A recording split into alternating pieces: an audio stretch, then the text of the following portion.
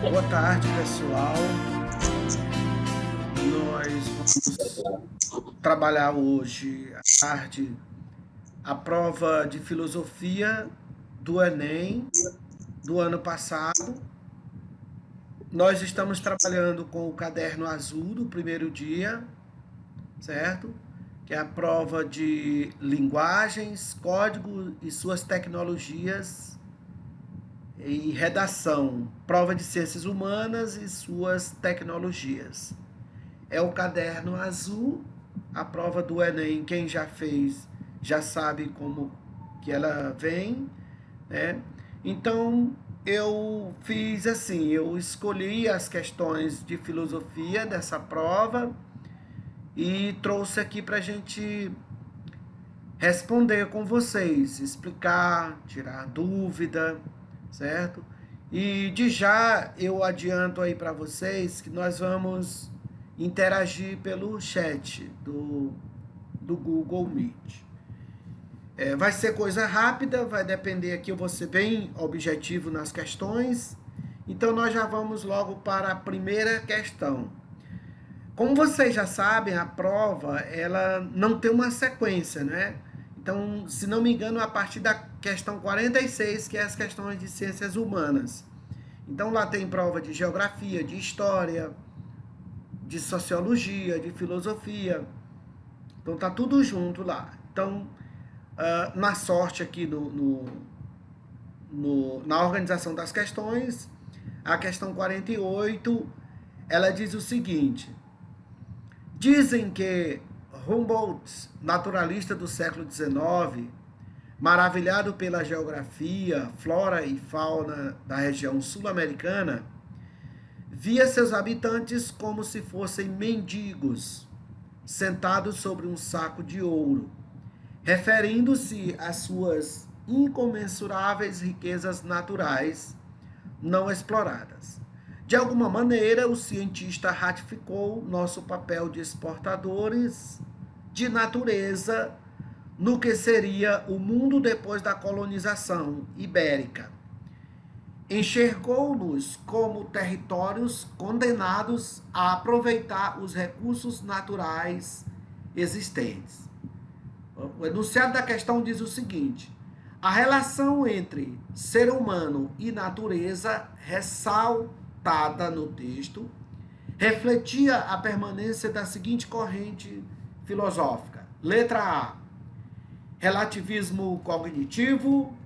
Letra B, materialismo dialético. Letra C, racionalismo cartesiano. Letra D, pluralismo epistemológico. E letra E, existencialismo fenomenológico. Veja que a questão ela está um pouco assim complexa, né? A princípio a gente sabe que é de filosofia porque o enunciado da questão remete a uma corrente filosófica. O que é uma corrente filosófica? É uma teoria, é uma vertente filosófica que defende uma ideia, né? E aqui está falando, veja que é uma questão interdisciplinar, ela fala aqui de geografia, né? Fala do meio ambiente, aqui a gente poderia incluir geografia, biologia, né? Dá para caracterizar aqui sociologia também, né? E essa corrente, ela remete à relação existencialista, né? Existencialista do homem e a natureza, numa questão harmoniosa. Como é que o homem pode viver na natureza? Como é que ele pode aproveitar a natureza? Primeiro, de maneira racional, de maneira a ele se identificar o que é que ele faz no mundo, o que é que ele faz com a realidade que está aí para ele, né? Como é que eu faço para viver bem? Como é que eu faço para aproveitar, né, o mundo que está aí, né? Pensando, será que isso tudo existe? Será que como é que eu posso da melhor maneira me apropriar dessa realidade que está aí diante de mim? Alguém quer arriscar? Alguém quer? Eu aguardo aqui no chat. Pode responder errado mesmo e a gente vai aqui corrigir. Vamos testar o chat, alunos. Letra C, racionalismo cartesiano. Correto. Letra C, racionalismo cartesiano. A Nayara respondeu que é a letra B, materialismo dialético. Não é. O Cleiton respondeu que é o existencialismo fenomenológico. Não é, Cleiton, porque nós estamos trabalhando aqui com uma realidade da matéria. Então, explicando aqui a questão do racionalismo cartesiano, o racionalismo cartesiano ele começa com a dúvida metódica. O que é a dúvida metódica de Descartes? A dúvida metódica ela coloca de maneira metodicamente tudo em dúvida, certo?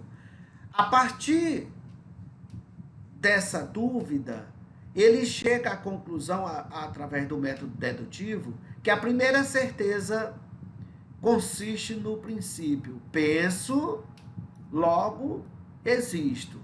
Né? Isso aqui conclui a existência de um Deus transcendente, que é a substância infinita, criador de todas as coisas, inclusive dessa natureza. Né? E aí vem aqui no mundo dualista, de que a substância pensante, que é o mundo da consciência, do eu, do intelecto, e a substância extensa, que é o mundo material, corpóreo, que no caso aqui a natureza que se aplica nessa questão. A próxima questão de filosofia é a questão 58 desse caderno azul aí. O que diz? De fato, não é porque o homem pode usar a vontade livre para pecar que se deve supor que Deus a concedeu para isso. Há, portanto, uma razão pela qual Deus deu ao homem esta característica, pois sem ela não poderia viver e agir corretamente. Pode-se compreender, então, que ela foi concedida ao homem para esse fim, considerando-se que, se um homem a usa para pecar, recairão sobre ele as punições divinas. Ora, isso seria injusto se a vontade livre tivesse sido dada ao homem, não apenas para agir corretamente, mas também para pecar. Na verdade, por que deveria ser punido aquele que usasse sua vontade para o fim para o qual ela lhe foi dada? É um trecho de Agostinho que fala sobre o livre-arbítrio. Né? E o enunciado da questão diz assim: nesse texto, o filósofo cristão Agostinho de Hipona sustenta que a punição divina tem como fundamento o quê? Letra A, o desvio da postura celibatária. Letra B, insuficiência da autonomia moral. Letra C, afastamento das ações de desapego. Letra D, distanciamento das práticas de sacrifício. Letra E, violação dos preceitos do Velho Testamento. Letra B, Agrase, Núbia, Tamires. Letra B, correto. É a letra B.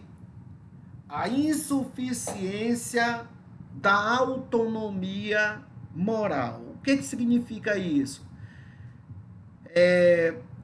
Se eu não tenho autonomia moral para dominar o meu livre-arbítrio, que é dado por Deus, aquilo que eu faço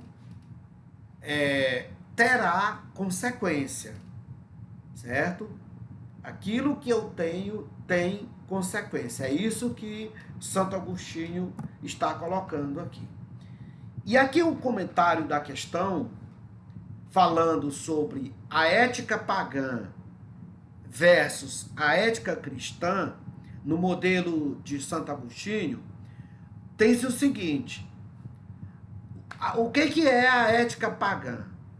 A ética pagã, que não é cristã, a ação é determinada pela razão, pelo consciente. É um conceito que é negado por Santo Agostinho. E a ética cristã, a ação é determinada não pela razão, mas pela vontade do homem. É o conceito proposto por Santo Agostinho. Nele, há dois tipos de ações possíveis da vontade. Primeiro, a vontade de Deus, que representa o bem, a submissão, o espírito e a liberdade, que serve aí para o caminho da salvação. Mas só para alguns escolhidos por Deus. Santo Agostinho, ele fala de uma coisa aí na teologia que ele chamou de predestinação. Deus já escolheu quem vai ser salvo. É uma teoria teológica. Não vamos entrar no mérito aqui, não. E tem uns que já estão escolhidos para a perdição e outros são escolhidos por Deus.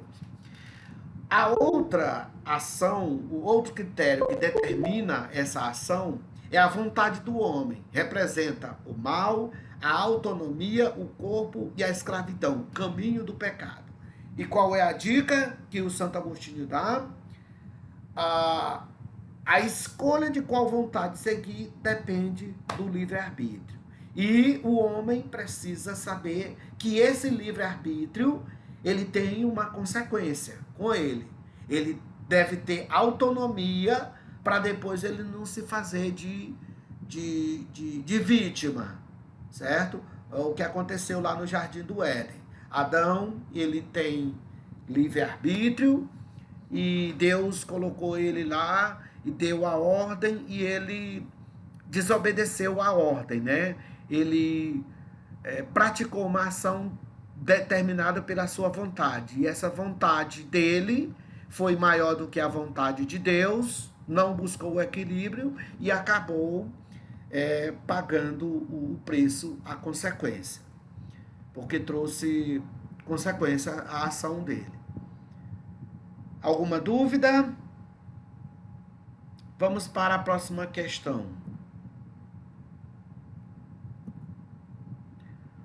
A próxima questão de filosofia nesse caderno aí é a questão 64.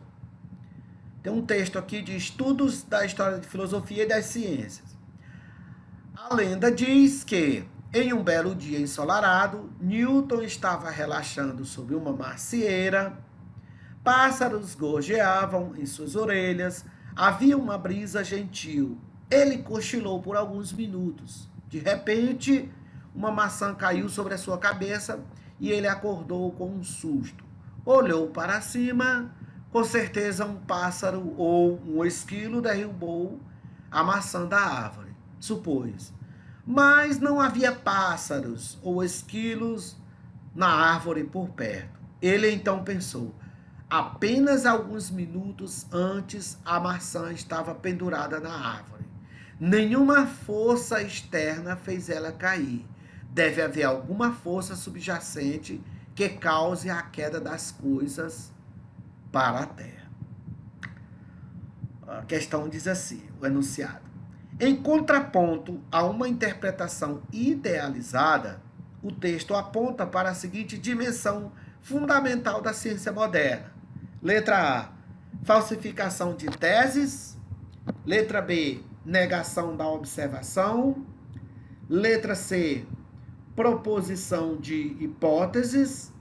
Letra D, contemplação da natureza. Letra E, universalização de conclusões. Tá todo mundo já respondendo aqui a letra C. Nayeli, Grazi, Tamires, Núbia, Stephanie, Cleiton. Correto. Em contraponto a uma interpretação idealizada, o texto ele aponta para a dimensão fundamental da ciência moderna, que é a proposição das hipóteses. Gente, vocês estão de parabéns aqui, viu? Estão atentos e estão acertando todas as questões.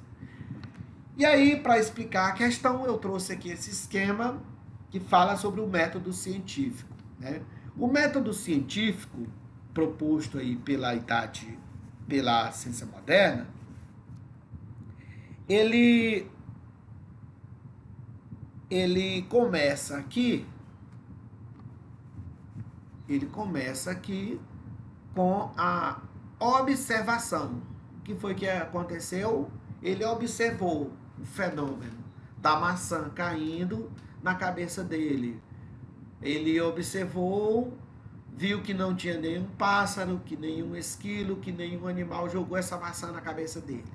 A partir desse contexto, dessa interpretação, foi formulado a hipótese, certo? Essa hipótese vem para o experimento. O experimento, ele valida ou invalida a hipótese, certo? Caso os dados ele corresponde aos fatos, a hipótese seja verdadeira, né?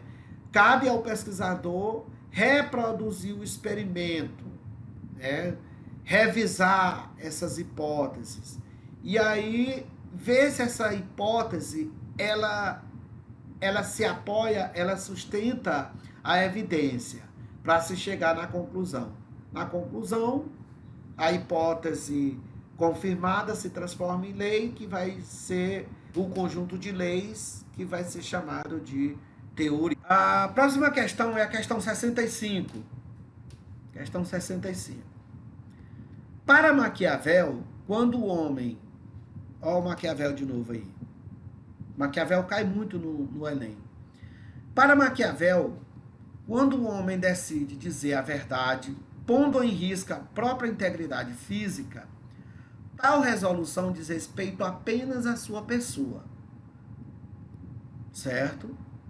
Mas se esse homem é um chefe de Estado, os critérios pessoais não são mais adequados para decidir sobre ações cujas consequências se tornam tão amplas, já que o prejuízo não será apenas individual, mas coletivo. Nesse caso, conforme as circunstâncias e os fins a serem atingidos, pode-se decidir que o melhor para o bem comum seja mentir, contar uma mentira. Eita, Maquiavel.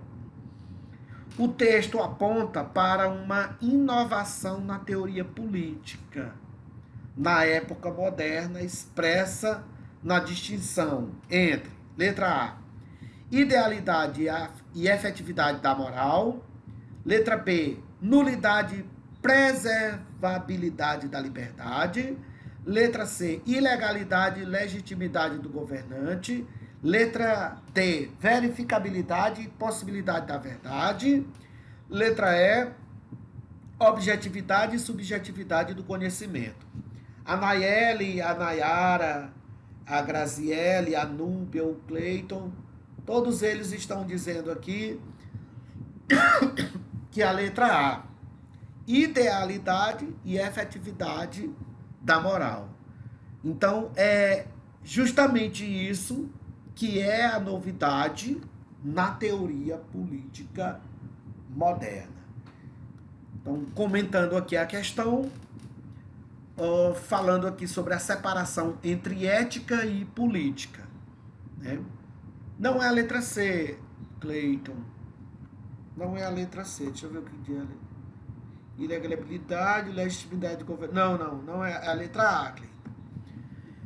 Maquiavel faz uma reavaliação das relações entre ética e política.